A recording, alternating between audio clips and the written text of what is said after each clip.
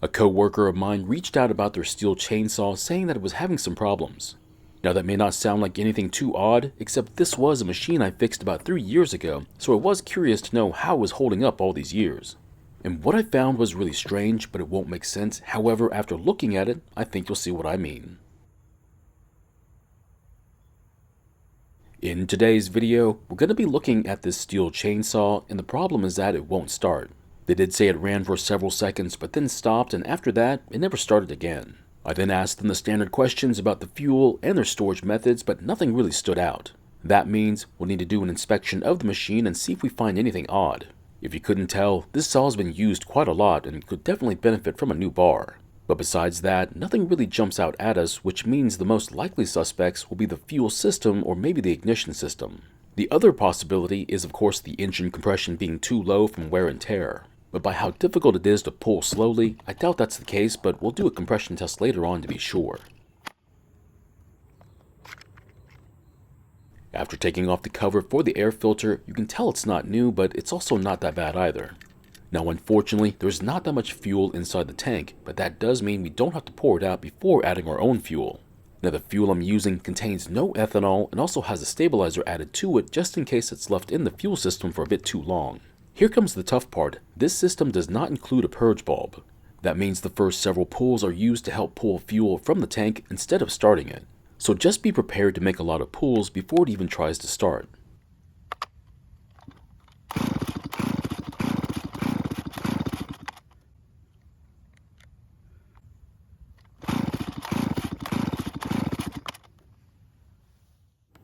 Now just to rule out a problem with the choke, we'll take off the air filter since it's part of the choke.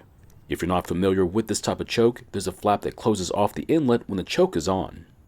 Now because of the design, I wouldn't call it the best, but this one seems to still be working. Luckily the carb and accessory kits are still available and pretty cheap. So next up, I want to confirm that the compression is good enough for the engine to start and run. I'd like to see a reading somewhere in the 150 psi range, but if it's lower than that, hopefully it's not much lower than 130 psi. Now if you don't have a compression tester, try borrowing one, otherwise you can rent them, but these are not expensive, so I would just consider buying one instead. This would also be a great time to examine the spark plug for any problems too.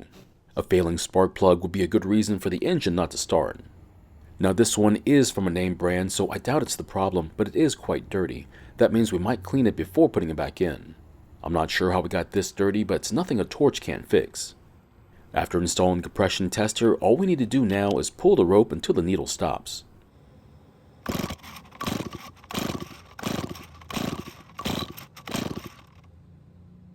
After several pulls, the reading is an amazing 170 psi, which means this engine is in extremely good health. No wonder why it was so tough to pull over, but it does tell us that a worn engine is not the reason why it won't start. Now so far, we know that the fuel is not the problem, and also the compression is more than enough. So next up, I want to take the carb off the engine for an inspection just to rule it out. So here's a tip: instead of taking apart the handle to disconnect the linkage from the carb, try keeping the throttle plate open and then move the linkage away from the carb. Now you can do it the other way if you want to, but this is much faster and easier to do. Next up, we'll take off this metal plate so we can inspect the metering diaphragm. We need the diaphragm to be flexible so it can work the arm underneath it. And what we find is a diaphragm that's in almost perfect condition, so fuel should be able to flow through the carb. But if the diaphragm was somewhat petrified even a little bit, it could affect how the carb works. We'll then get it out of the way so we can inspect the arm and how it works.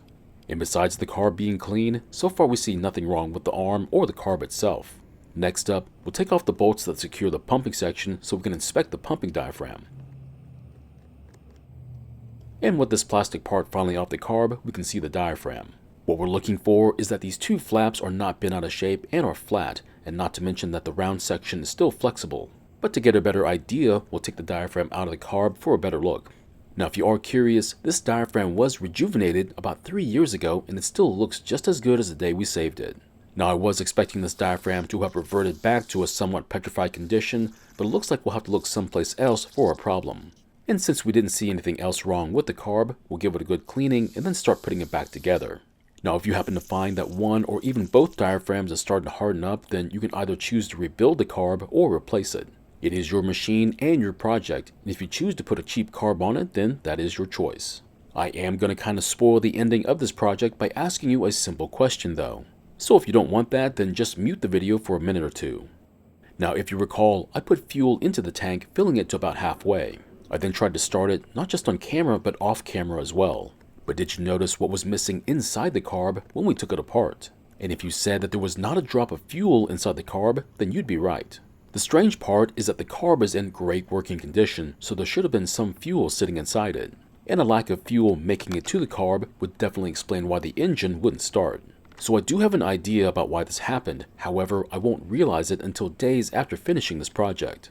So I will explain more about what I learned about the real cause for the problems that this engine is having here in a bit, but first we need to get it running again. But I do want to explain that sometimes the results from these repairs can be wrong, and this one is the best example of that situation.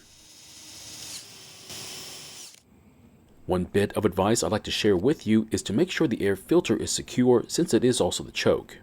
After that, move the choke lever to make sure the small lever on the right side of the air filter is moving like this one is.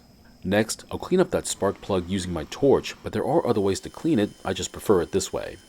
This one had some carbon on it, but it also seemed a bit wet with moisture as well. Just make sure you give it time to cool down, otherwise you're going to get branded by it. Next, I'll make sure the gap on the spark plug is where I want it to be at, which it was. I like to set my gaps to 25 thousandths of an inch, but you're welcome to set yours to a different value. But if you think your spark plug is faulty, then don't hesitate to just replace it instead.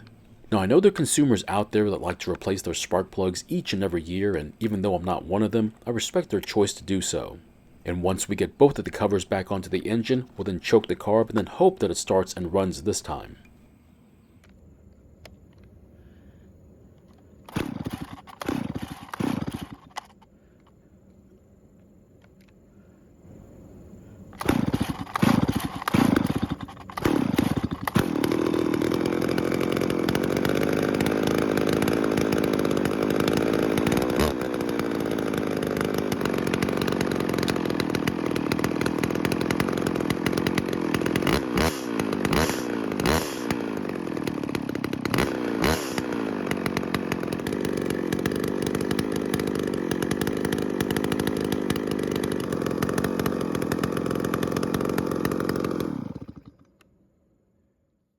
So luckily it started and ran. Unfortunately, I didn't have anything to cut with it, but the problem with it was a starting problem and not a cutting problem. Now you would think that it was fixed and ready to give back to my coworker. However, the very next day I tried to start it and yet again, it didn't start. Now it did run for a brief couple of seconds, but after that, nothing happened. It did take me a couple of days to come up with a solution, but here's what I figured out. Now if you recall when I took the carb apart, what was missing inside the carb was any fuel. And that's despite the carb being in working condition, so why was there no fuel in the carb then? Now the design of that fuel line would seem to be leak-proof, but after years of ethanol fuel and vibrations, that line is not sealing as well as it should be.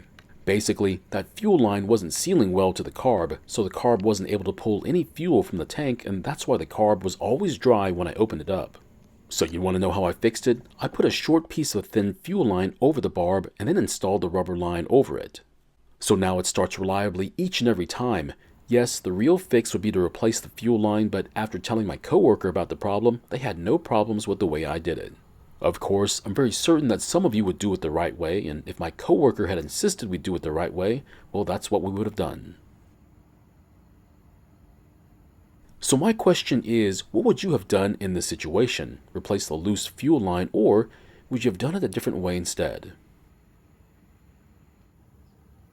Thank you for watching. I really do appreciate your time here. Please feel free to ask me any questions about this project or about your own projects, and I hope to see you in the next video.